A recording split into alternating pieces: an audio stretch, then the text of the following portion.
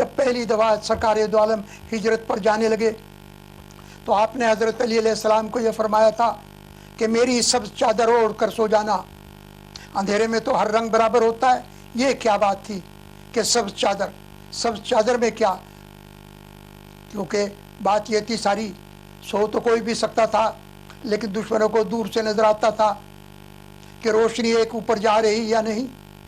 یہ آپ کی چادر میں روشنی تھی۔ آپ کہیں گے یہ کیسی بات ہے کہ چادر، جب آپ خود موجود نہیں تھے؟ بالکل، آپ کی چادر بھی اسی طرح سے روشن تھی۔ اگر آپ کے چادر میں روشنی نہ ہوتی تو دور سے کیسے نظر آئے کہ آپ سو رہے؟ اس کے علاوہ حضرت یوسف کا کرتا اگر مردے کو، وہ اندھے کو آنکھوں والا کر سکتا ہے، حضرت عیسیٰ کی چادر مردے کو زندہ کر سکتی ہے، تو رسول اللہ صلی اللہ علیہ وسلم کی چادر بھی اسی طرح روشن تھی۔ یہ روشنی کا آپ کا مینارہ آسمان کو جایا کرتا تھا۔ اس کا سلسلہ جب ہجرت کا ہوگا تو میں پورا واقعہ بیان کروں گا، لیکن اس وقت میں صرف اتنا ہی بیان کرنا چاہتا ہوں۔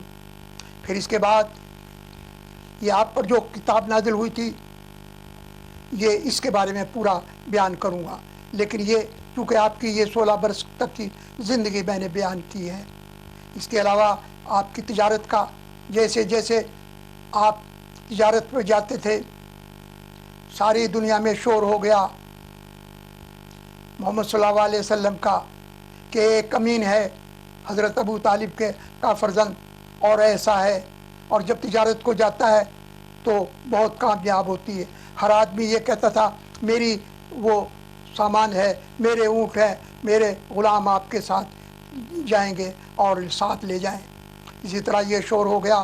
حضرت خدیجہ کو خبر ہوئی کہ محمد صلی اللہ علیہ وسلم کی کہ ایک خوبصورت ہے اور حضرت ابو طالب کا فرزند، اور اس کا نام محمد ہے، وہ اتنا خوبصورت ہے، اور جب وہ بولتا ہے تو لوگ اس کو دیکھتے رہتے ہیں۔ اور حضرت ابو طالب فرماتے تھے کہ آج تک کہ میں نے ہنستے ہوئے نہیں دیکھا۔ آج جب آپ کے دانت نظر آتے تھے موتی کی طرح چمکتے تھے۔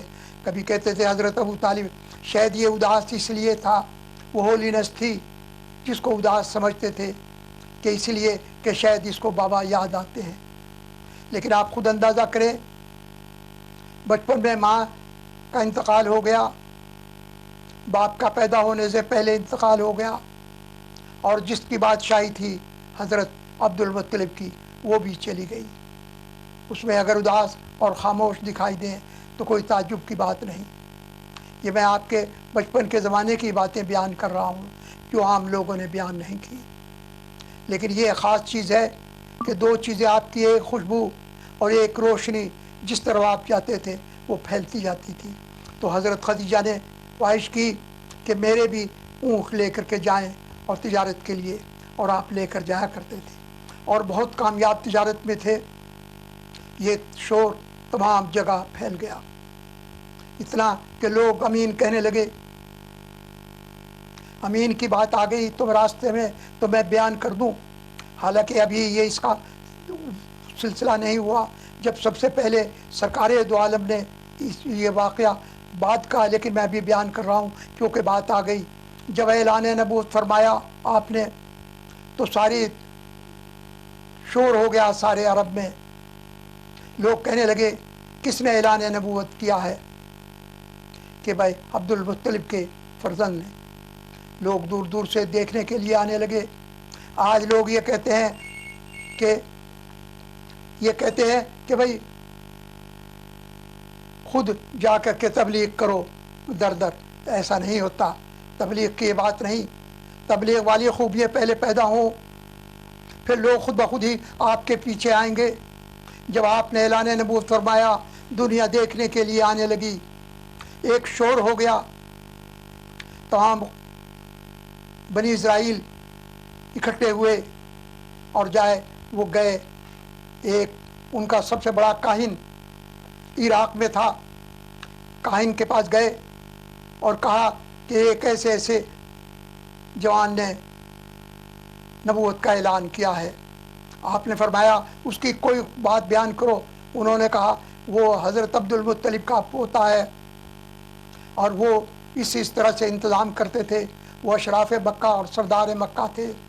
اب ان کی جگہ حضرت ابو طالب اور یہ فرزند ہے جس کا نام محمد ہے صلی اللہ علیہ وسلم، یہ ہے. اور سرداری ساری اسی کے اوپر ہے. اس کے چچا تائے اس کے اشاروں پر گھومتے ہیں اور اس کی حفاظت کرتے ہیں. تو کہا اور کوئی بات بیان کرو. کہا کہ غلام مصیبت میں اس کے پاس جاتے ہیں، اس سے مشورہ کرتے ہیں، وہ مدد کرتا ہے. اس کے علاوہ سب سے بڑی چیز یہ کہ وہ اللہ کی وحدانیت بھی بیان کرتا ہے. اچھا، وحدانیت میں کیا؟ کہ اللہ تعالیٰ واحد ہے، اور غلاموں کو آزاد کر دو، وہ بھی تمہاری طرح انسان ہیں، یہ اس کا پیغام ہے. اور محمد اللہ کا رسول ہے اور آخری پیغمبر ہے، اور آپ پر کتاب بھی نازل ہو رہی ہے. انہوں نے کہا وہ یہ کہتے ہیں